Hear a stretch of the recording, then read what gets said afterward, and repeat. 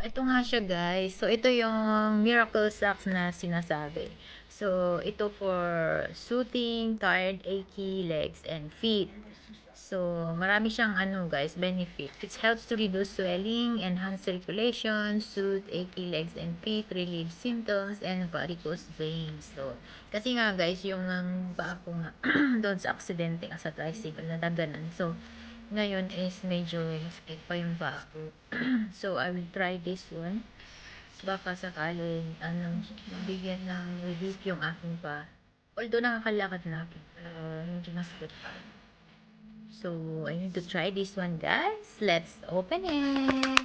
Parang maganda siya, guys. Miracle Sack. Ito yung sinatawag nilang medicated sack. So, ito yun, guys, is 15,000 sa Nigerian money. So, ito yung dalawang black.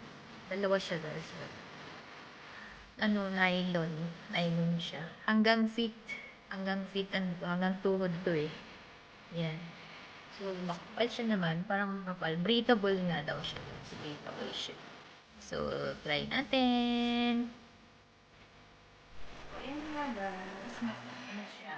Ayan. Ayan. Ayan. Ayan guys. O, nasuot ko na siya. Napaka siya. Comfortable. Parang ang sarap matulog, no? Parang siya. Talagang ipit na ipit. Pero ano naman siya? Feeling good. Feeling comfortable nga siya. So, yan. Hindi ko na masyado nita. Yan guys, ang ganda talaga. I like it. So, that's it for today's video guys. I love this stuff.